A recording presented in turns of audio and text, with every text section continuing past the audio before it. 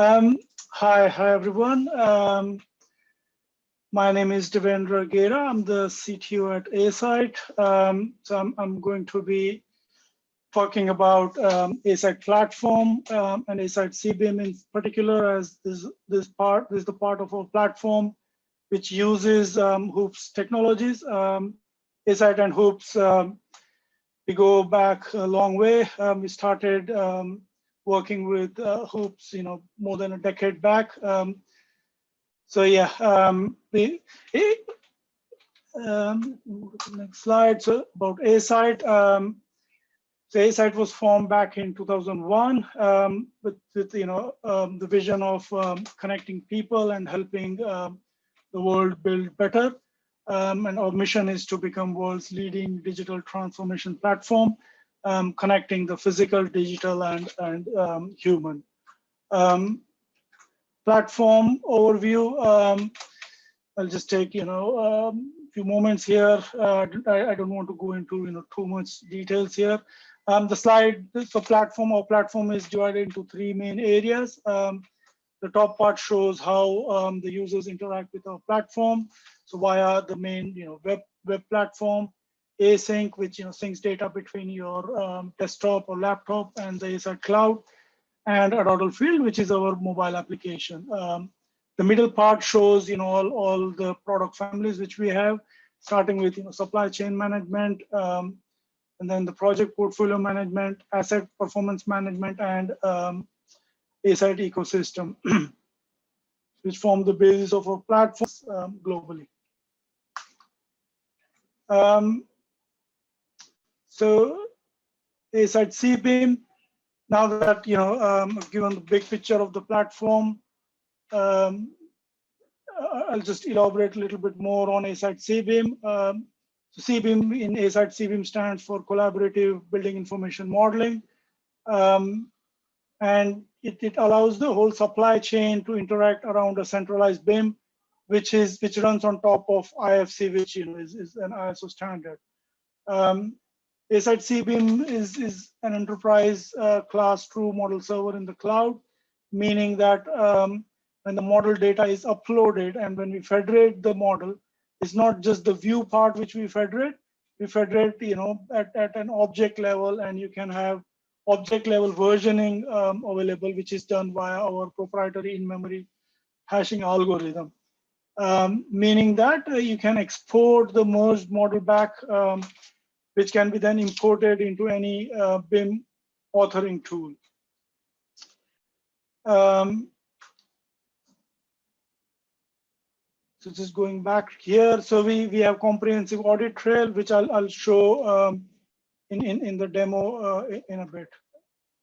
The process diagram, basically, it shows how model data can be uploaded via different means, via our web app, or via different plugins such as Revit plugin, which we have, as well as our Navisworks plugin syncs the data which is created, or the issues which are created within the Navisworks platform. They get synced with our cloud platform, and as Eric said, we're looking forward to support native support of Navisworks data, which would be great. A lot of our customers ask for that. And as well as the connectivity between the 2D and the 3D world, which would be great to have available on our platform. So Asite BIM journey, starting from back in 2002 right to 2021, where we have become the first BSI kite mark for BIM compliant software. Digital twin. So again, tightly integrated with the CBIM world, as we've been discussing about getting the data, telemetry data from IoT, the Azure IoT hub. So the Asite platform is majority of the Asite platform is hosted on Azure, with our DR sites being in AWS. So we're looking to leverage that platform as well. But the Asite digital twin integrates with the physical infrastructure, provides up-to-date data throughout the life cycle. So you can generate, for example, work orders for specific assets, for specific locations, provide detailed descriptions of preventive maintenance work, as well as track incidents on particular assets within the digital twin. The 3D viewer integration which we have. So our main use case is integration with the Hoops communicator, where the server sends the CAD geometry via stream cache to the client machine, which performs 3D rendering via WebGL. So communicator and exchange essentially. So let's see the demo. So if I jump to the viewer component, so this is the main page which renders the model on the platform, Asite platform. The left-hand side shows the model tree, and then there are various functional tools which are available in the ribbon, as well as we have options such as the object manager, the view manager, commenting, the apps which you can be, if you want to raise an RFI or you want to raise a tender based on, model objects, that can be done as well. So yeah, if I just click on an entity within the viewer, it will highlight the object which is selected here in the model tree, which comes from the Asite code base, or I can even fire off commands from within the tree. So I want to focus on a particular object, or I can go into the object types. So there, what it happens is it will just group all the slabs in this case, and it will highlight that particular slab. And here, if I can go into view object details, so it brings all the details of that object, as well as all the 2D drawings. So you can essentially add more 2D data to an object, and I can then also view that 2D drawing which is connected with that object, which is opened in our 2D viewer. So you can have full workflows around the 2D drawings, and as well as the audit history of when those 2D drawings were associated. But we also have the full audit history of what happened when, who viewed the model, and who created comments, etc. And then if I talk about all the other options which are available in the ribbon,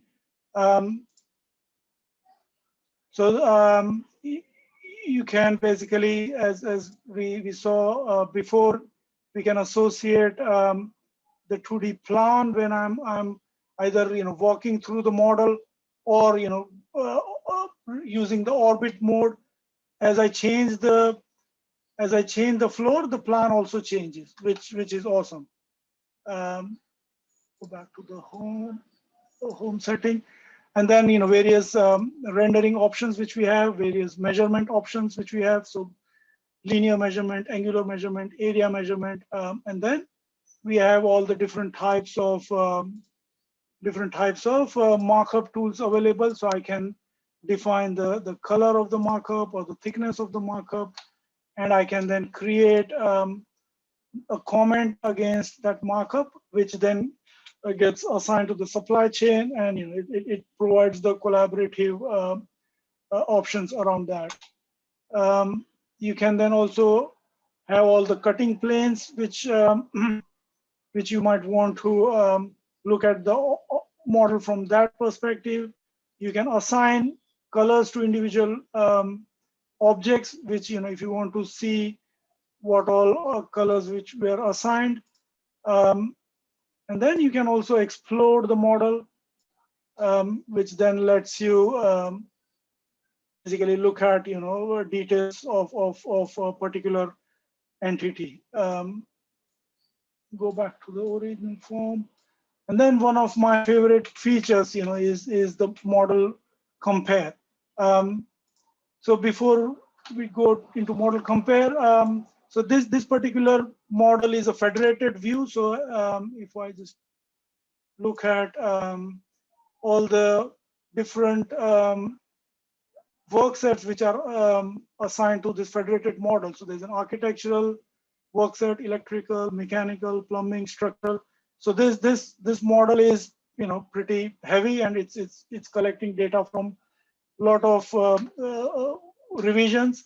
And then each work set can have uh, what we call is a document reference, which is like a unique model file, which then can have multiple revisions. So you can turn on and off particular revision. So this functionality, model compare, what it does is it allows you to compare between, say, two architectural model versions which I've uploaded. So I can select my base version is version 1 and the target version is version 3, and I can run this model compare, which would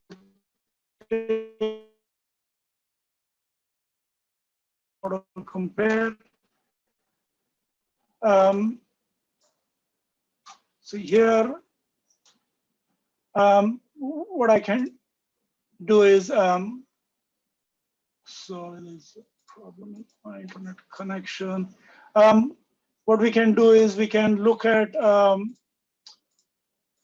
what all entities were added into the target when I'm comparing, or if I want to see what objects were modified. So if I just look at this, I can then select how does it look like in the base version versus the target version. So you can see what has changed, or I can select the base model. So it will show me what is modified, what is removed, what is unchanged. It won't show me added because all the entities were added in the target. So if I click on target, it will show me what's added, what's modified, and removed was again from the base model, and what's unchanged. And then we have different options here to build a list of objects. So from my model compare or from my object selection, I can build different lists, and using those lists, I can then create an RFI or non-conformance report or health and safety incident, and I can report and collaborate around those selected objects.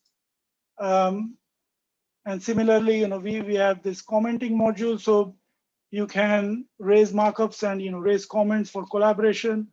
You can create apps. So as I said, RFI, tender, and you can configure your own apps within our platform, which then can be assigned to this model space. Quickly, one another feature which I would like to show is how the platform is integrated with Navisworks. So if I jump into the Navisworks screen, so what it does is you can create issues within Navisworks, which are then basically created on the Asite platform. So I can go into a particular issue. It will highlight the view which was captured when the issue was created, and I can create comments on that issue. I can run workflows, and those issues, they get actually created on the Asite platform itself. So if you look at this model here, so those issues are, you can see all the issues are reflected here. So again, when I open that issue, it zooms into the view which was created when the issue was created, and then I can again make some changes. I can say, okay, this issue is resolved, and I can say, okay, submit. And if you go back into the Navis workflow, and there I can see that the issue is resolved. So it is synced. It is a two-way sync between via BCF. It is sync between Navisworks and the Asite Cloud platform. Yeah, I think those were the high-level features which I wanted to demo. Gavin, it's yeah, whirlwind tour of the Asite CBIM platform. But yeah, if anyone is interested in more details, don't hesitate to email me directly, dgera@asite.com, or visit our website, asite.com. Thank you.